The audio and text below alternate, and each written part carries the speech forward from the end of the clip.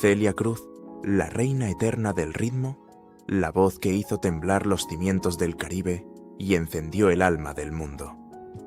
No fue solo una cantante, fue un huracán de luz envuelto en lentejuelas, una fuerza divina que convirtió el dolor en canto y la nostalgia en celebración. Su voz no era música, era destino, un eco que cruzó fronteras y sobrevivió al tiempo.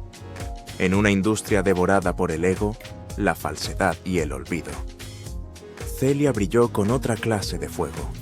No necesitó escándalos para ser inmortal. Su grandeza no estaba en los premios, sino en su autenticidad, en esa sonrisa que parecía perdonar al mundo, incluso cuando el mundo la había desterrado. Mientras otros fingían ser eternos, ella lo fue de verdad. Pero detrás de la leyenda, detrás del grito inmortal de "Azúcar", existía un corazón que conoció el exilio, la pérdida y el silencio. La mujer que hizo bailar al planeta fue también la que lloró por no poder abrazar a su madre antes de morir, la que transformó su nostalgia por Cuba en una herida que jamás cerró. Hoy, cuando el tiempo ha detenido su canto, la fragilidad humana de Celia Cruz resuena más fuerte que nunca. No apartes la mirada, porque su historia no es solo la de una estrella, sino la de una mujer que pagó con lágrimas cada nota de su gloria. Si alguna vez su voz te hizo sonreír, deja que tu corazón baile una vez más en su memoria. Las primeras heridas de Celia Cruz no fueron escritas por la fama, sino por la vida misma. Antes de que el mundo la llamara la reina de la salsa, fue solo una niña morena, con trenzas apretadas y una voz tan potente que parecía no caber en su cuerpo. Nació el 21 de octubre de 1925 en el barrio de Santos Suárez en La Habana, Cuba, en una casa donde el amor era abundante, pero el dinero siempre escaso. Su padre, Simón Cruz, era fogonero en el ferrocarril. Su madre, Catalina Alfonso, lavaba ropa ajena y cantaba mientras fregaba sin saber que estaba sembrando el destino de su hija. Eran tiempos duros. 12 personas compartían un techo donde el calor y el ruido eran parte del paisaje cotidiano. En las noches sin electricidad, Celia cantaba para dormir a sus hermanos improvisando canciones que mezclaban boleros con rezos. No había juguetes, pero sí melodías. No había lujos, pero sí fe. La música fue su refugio antes de convertirse en su destino. Desde niña soñaba con ser maestra, porque su madre temía que la vida artística la arrastrara lejos de casa. Sin embargo, la radio la llamaba con insistencia. A los 14 años participó en su primer concurso de canto, La Hora del Té, y su voz llenó los estudios con un poder tan abrumador que el público se levantó antes de que terminara. Ganó un pastel como premio, pero fue el inicio de una promesa mucho más grande, la de una estrella naciendo en la oscuridad de la pobreza. Su adolescencia fue un puente entre dos mundos, el de la inocencia y el de la ambición. Mientras otras muchachas pensaban en casarse, Celia pensaba en orquestas, micrófonos y aplausos. Cantó en escuelas, en radios locales, en cualquier sitio donde hubiera una posibilidad de ser escuchada. Pero el camino al sueño no era recto. Muchos le dijeron que una mujer negra jamás sería la voz de Cuba. Otros la despreciaron por venir de un barrio humilde. Pero cada humillación se transformaba en gasolina para su fuego interior. La joven Celia comenzó a estudiar en el Conservatorio Nacional de Música, donde aprendió técnica, ritmo y la disciplina del arte. Allí descubrió que su voz no solo conmovía, sino que dominaba.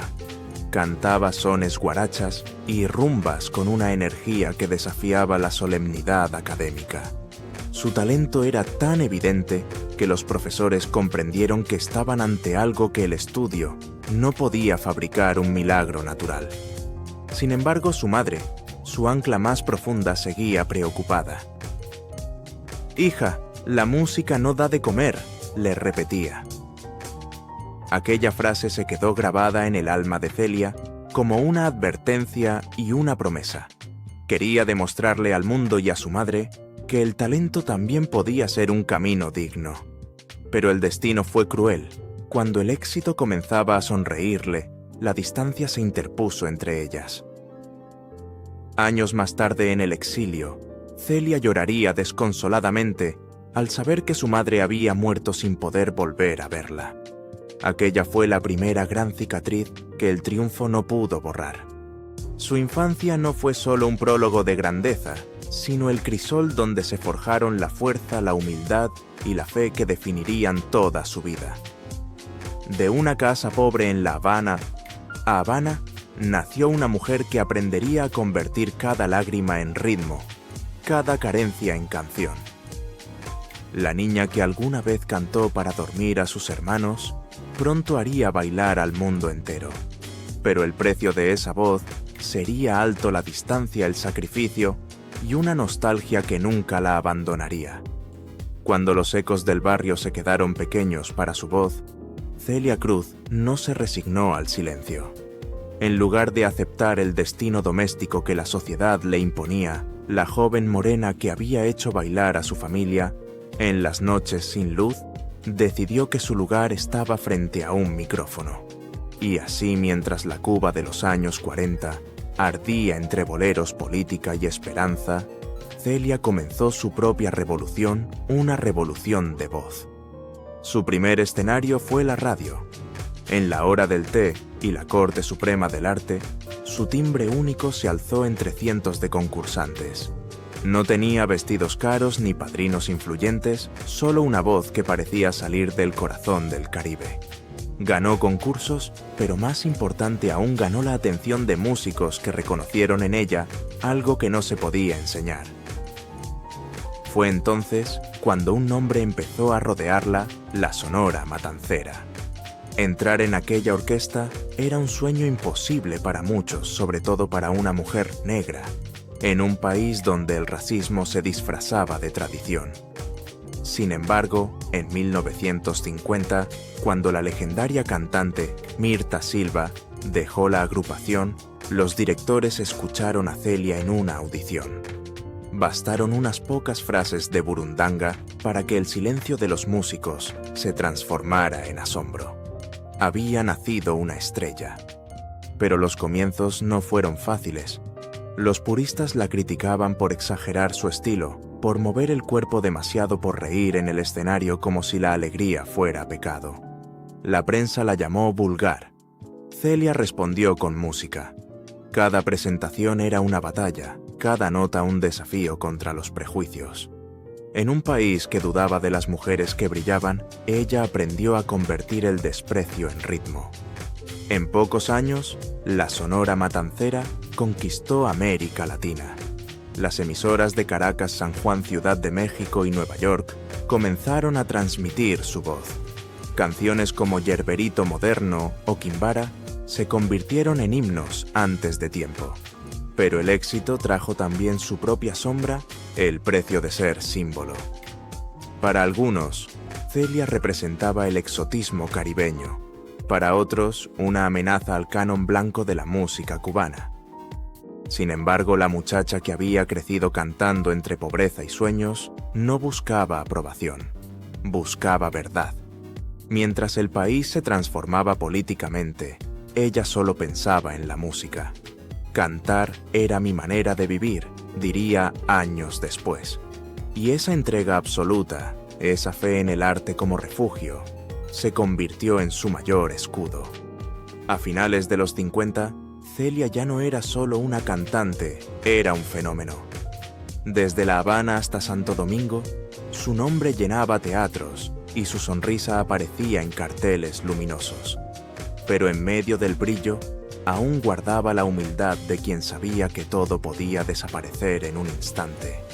La niña que cantaba para dormir a sus hermanos había conquistado el mundo, pero todavía no sabía que el precio de su éxito sería la distancia, el exilio y una soledad que ni los aplausos podrían curar. Su leyenda apenas comenzaba. Celia Cruz entró en los años 50 no como la favorita de la industria, sino como su outsider más poderosa. Morena, imponente, con una voz que desbordaba los límites del escenario, irrumpió en un mundo de hombres blancos con el único escudo de su talento. Lo que para otros era riesgo, para ella era destino. Cada nota era una declaración de independencia, cada grito de azúcar, un manifiesto contra la invisibilidad. El público se rindió primero, luego los críticos. En 1951 sus giras con la Sonora Matancera la llevaron a Venezuela, México y Panamá. En cada país las multitudes la recibían como si fuera una embajadora de alegría. Pero mientras los aplausos crecían, las tensiones también lo hacían. Los tiempos políticos en Cuba se oscurecían y Celia, sin saberlo, se acercaba al sacrificio más grande de su vida. En 1960, durante una gira en México, llegó la noticia que cambiaría todo. La revolución había cerrado las puertas de su tierra. Cuando decidió no regresar, el gobierno la declaró traidora. A partir de ese instante, su voz fue prohibida en la radio cubana. Celia lloró en silencio, consciente de que su exilio no era temporal. Había perdido su patria a cambio de su libertad. Pero el dolor no la detuvo. En Nueva York comenzó una segunda vida. Al principio fue un invierno sin sol. Nuevas calles, un idioma ajeno, contratos inciertos. Algunos empresarios la veían solo como una reliquia del trópico. Pero ella respondió con fuego. Su energía en el escenario era tan contagiosa que hasta los músicos anglosajones quedaban hipnotizados. Fue Tito Puente quien primero la llamó para colaborar. Juntos encendieron los salones del Bronx y el Palladium, fundiendo jazz con guaguancó, trompetas con alma. En los 70, cuando el sello Fania buscaba la voz definitiva de la salsa, nadie dudó. Era Celia. Celia y Johnny, su álbum con Johnny Pacheco, vendió más de 1 millón de copias, un número impensable para una mujer latina en aquella época. De repente, la niña del barrio habanero era una reina coronada en los escenarios del Madison Square Garden. Pero el trono no era liviano.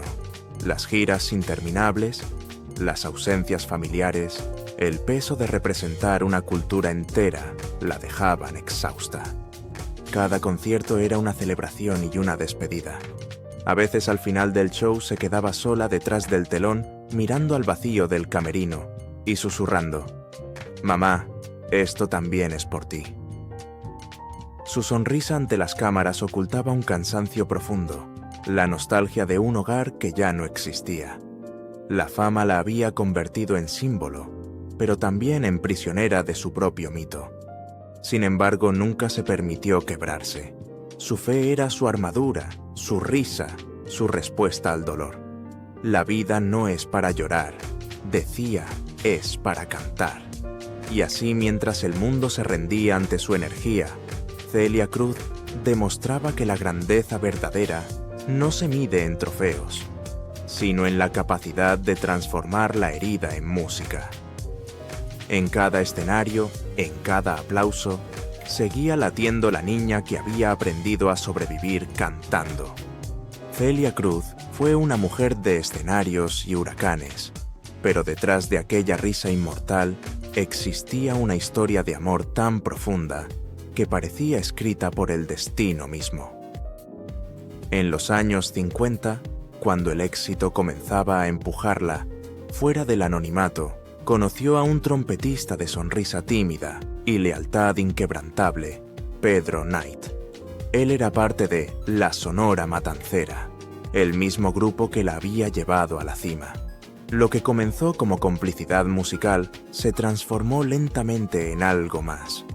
Entre giras, ensayos y noches de improvisación, nació un amor discreto, sólido, hecho de respeto y ternura, más parecido a una promesa que a una aventura. En 1962, en plena tormenta política, se casaron en Nueva York. No hubo boda fastuosa ni cámaras, solo dos almas que buscaban refugio la una en la otra.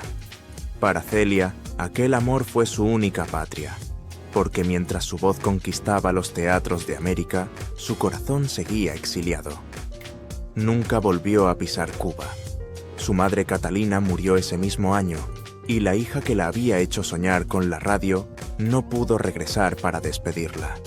Esa herida la acompañaría por el resto de su vida. Dicen que en la soledad de los hoteles antes de salir al escenario, Celia rezaba mirando al techo y susurraba: «Mamá, este canto también es tuyo». Pedro se convirtió en su escudo. Renunció a tocar para dirigir su carrera, cuidando de cada contrato, de cada detalle, de cada lágrima. No era solo su esposo, era su ángel guardián. Durante décadas viajaron juntos por el mundo compartiendo risas y cansancio, noches de hoteles fríos y días interminables de grabaciones. Dondequiera que Celia iba, Pedro estaba detrás del telón con una toalla, una sonrisa y la certeza de que nadie más la entendería como él. Pero incluso los amores más fuertes se enfrentan al peso del tiempo. Celia y Pedro nunca tuvieron hijos. Lo intentaron, pero el destino fue inflexible. En entrevistas posteriores, ella sonreía y decía: «Mis hijos son mis canciones». Detrás de esa frase había una verdad silenciosa, el vacío de no haber podido sostener una vida entre sus brazos. En su lugar, adoptó a su público, a sus sobrinos, a cada joven que se acercaba con una foto temblorosa. Les decía: «Mi vida está en ustedes». Era su manera de llenar el hueco que la maternidad le negó. Los años 70 y 80 fueron un torbellino de gloria y soledad. En el escenario era fuego. Fuera de él, una mujer que guardaba silencios. La distancia de su tierra la perseguía como un fantasma. Cuando hablaba de Cuba, su voz se quebraba y la alegría que la caracterizaba se teñía de melancolía. «No quiero regresar mientras mis padres estén en el cielo», solía decir, y en esa frase se resumía toda su tragedia, el amor a la patria convertido en una tumba distante. A mediados de los 90, el mundo volvió a rendirse ante ella. Celia Cruz había grabado más de 70 discos, ganado Grammys y llenado estadios en 3 continentes. Sin embargo, su mayor tesoro seguía siendo Pedro. En los conciertos lo buscaba entre bambalinas. Bastaba con una mirada para recuperar fuerzas. Él era su raíz, su calma, el recordatorio de que incluso las reinas necesitan un puerto. En 1997, cuando recibió un Grammy por La vida es un carnaval, le dedicó el premio con una sonrisa a Pedro, porque sin él no habría música ni alegría. Pero la vida, tan generosa en aplausos, también puede ser cruel en su despedida. A finales de los 90, Pedro comenzó a enfermar. La vitalidad que había sostenido a ambos durante décadas se fue apagando lentamente. Celia seguía cantando, aunque en su interior la angustia crecía. En 2002, mientras grababa La negra tiene tumbao, ya sentía el peso del tiempo y de la enfermedad que empezaba a acecharla. A veces el cuerpo se cansa, pero el alma no, confesó a un periodista. Fue su manera poética de reconocer que el dolor había comenzado a reclamar su sitio. Ese mismo año, su médico le confirmó el diagnóstico más temido: cáncer. Lo enfrentó con el mismo temple con el que había desafiado la pobreza y el exilio. Pedro, debilitado pero fiel, se convirtió de nuevo en su guardián. En su casa de Fort Lee, Nueva Jersey, la acompañaba en silencio preparándole café, sosteniéndole la mano mientras escuchaban discos antiguos. A veces, cuando la medicación la hacía dormir, él le susurraba al oído: «Descansa, mi reina, que el mundo te espera mañana». Su amor resistió el dolor como si fuera su último acto de fe. Celia continuó cantando mientras pudo. Grabó Regalo del alma entre tratamientos y recaídas, insistiendo en que la música era su forma de seguir viva.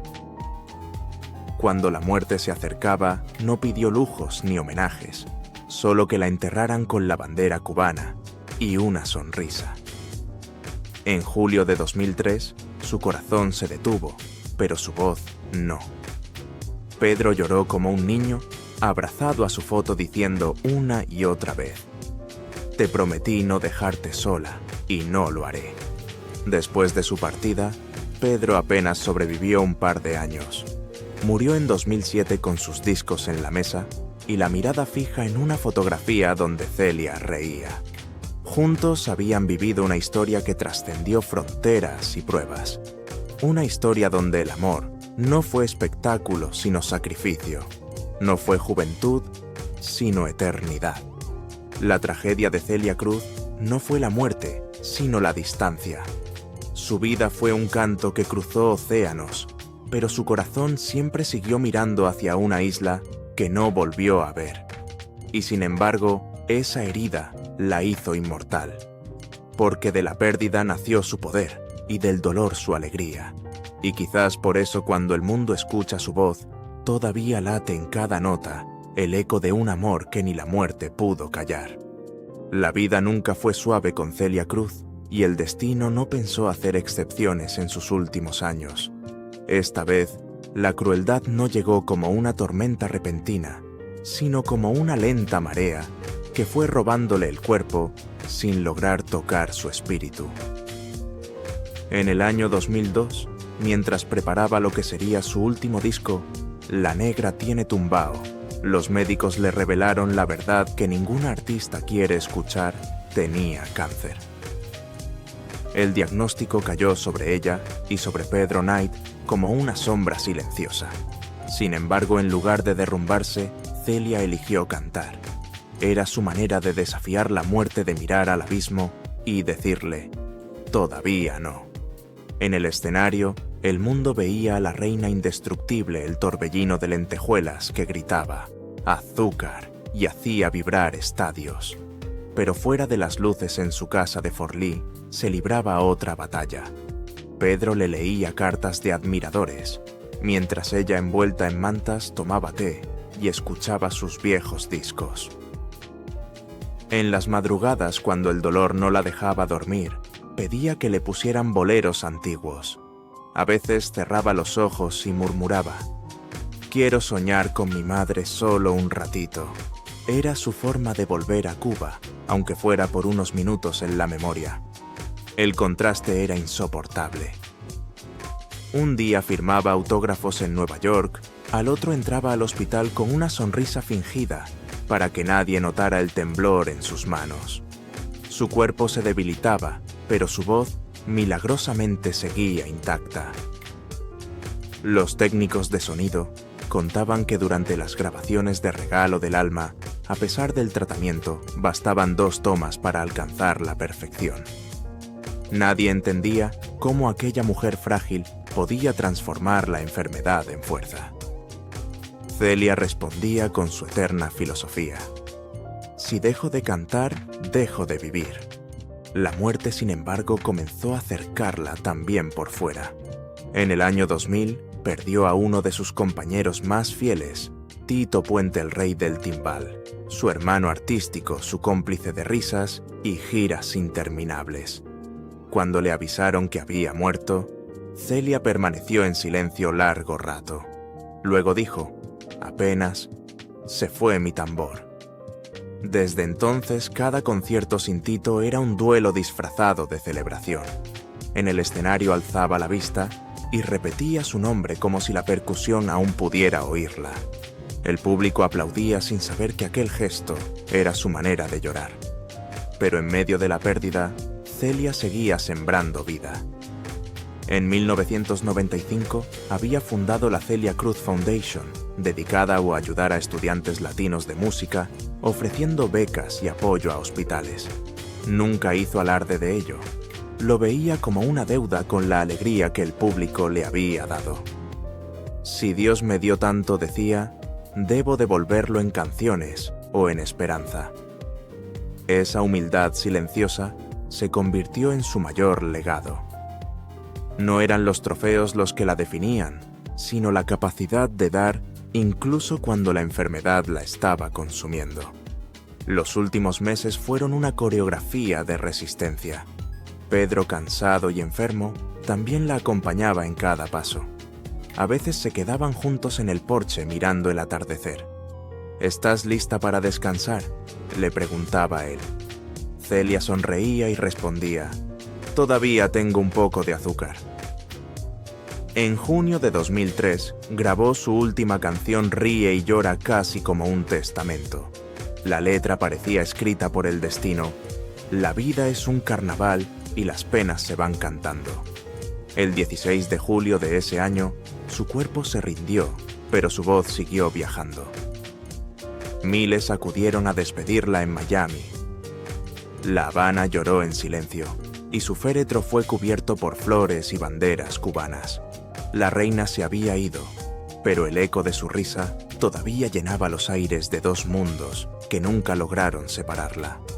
Hoy su legado respira en cada joven que entra a la Celia Cruz Bronx High School of Music, en cada beca que lleva su nombre, en cada escenario donde una mujer levanta la cabeza y canta sin miedo.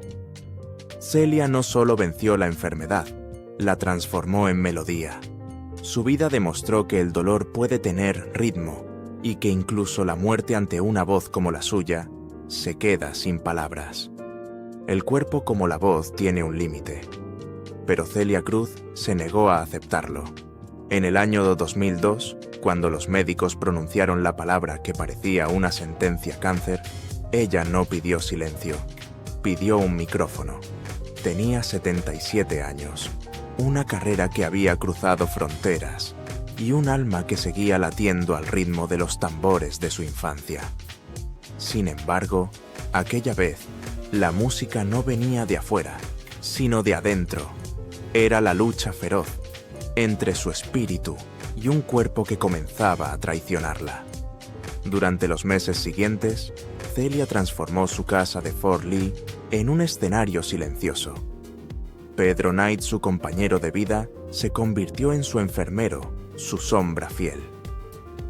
Cada mañana le preparaba café, ajustaba las almohadas y ponía sus discos más alegres para que la casa siguiera respirando ritmo.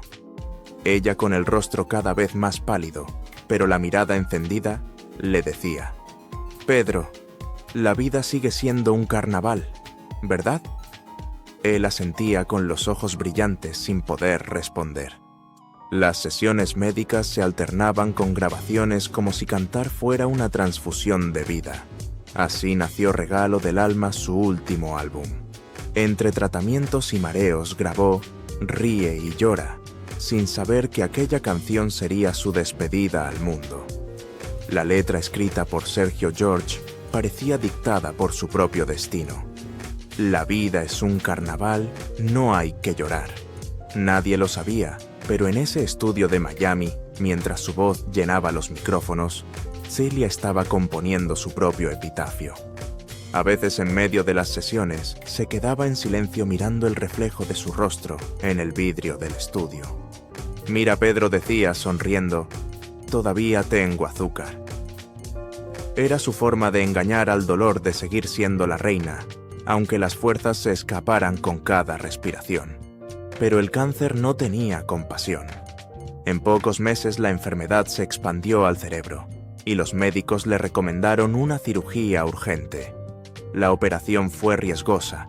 Salió con una cicatriz en la cabeza que trataba de ocultar con pelucas coloridas. Aún así, cuando las luces se encendían, su sonrisa seguía intacta. En marzo de 2003 apareció en televisión por última vez. Caminaba despacio apoyada en Pedro, pero cuando la cámara la enfocó, su voz volvió a brillar como en los viejos tiempos. Fue su manera de decirle al mundo que aún no se rendía, pero el cuerpo ya no respondía. En junio, la fatiga era insoportable. El dolor la despertaba por las noches y la memoria comenzaba a desvanecerse. En esos días pedía escuchar los boleros que su madre cantaba en La Habana. Decía que si cerraba los ojos, podía sentir el olor del mar. El 16 de julio de 2003, mientras el sol se filtraba por las cortinas de su habitación, Celia Cruz exhaló por última vez. Pedro sostenía su mano susurrándole al oído: «No te vayas, mi vida, el mundo aún te necesita». Pero ella ya estaba lejos, libre del cuerpo que tanto le dolía. Afuera la noticia cayó como un trueno. Miami se detuvo. En Nueva York, los locutores interrumpieron la programación "Ha muerto Celia Cruz, la reina de la salsa". Miles de personas salieron a las calles con flores y banderas cubanas, como si la isla entera hubiese cruzado el mar para despedirla. Su féretro cubierto con la bandera de Cuba y una lluvia de flores blancas fue velado en el Freedom Tower de Miami. Hombres y mujeres que nunca la conocieron en persona lloraban como si hubieran perdido a una madre. Algunos bailaban suavemente, otros rezaban. En la fila una mujer anciana murmuró: "Celia no se murió, solo cambió de escenario". Y tenía razón, porque días después, cuando su cuerpo fue llevado a Nueva York, el Bronx entero salió a despedirla. Los mariachis tocaron junto a las orquestas latinas, los niños gritaban "Azúcar" desde las aceras, y el aire olía a flores, lágrimas y nostalgia. Pedro, de pie junto al ataúd, parecía más pequeño que nunca. Acariciaba la madera con los dedos temblorosos y repetía: "Mi reina, mi reina". Era el final de una historia que había durado medio siglo. Cuando la enterraron en el cementerio Woodlawn, el cielo estaba nublado, pero un rayo de sol se filtró justo al momento en que la bajaban a tierra.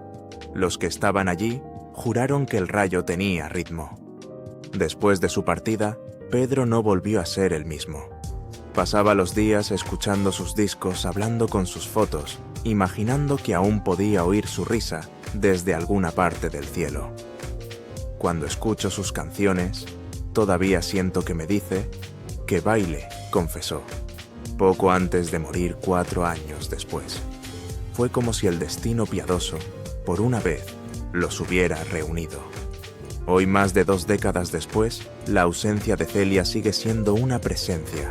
Sus cenizas reposan en el Bronx, pero su voz vive en cada carnaval, en cada esquina donde una radio repite: "La vida es un carnaval". Su muerte fue una tragedia, sí, pero también una enseñanza que el arte puede vencer a la enfermedad, que la alegría puede desafiar a la muerte. Celia Cruz no solo dejó canciones, dejó una lección de eternidad. Su final no fue un silencio, fue una nota suspendida en el aire, un eco que sigue viajando entre el dolor y la esperanza. Porque mientras el mundo siga bailando, ella seguirá viva. En cada azúcar que alguien grita con una sonrisa, hay un pedazo de su alma recordándonos que ni siquiera la muerte pudo apagar su voz.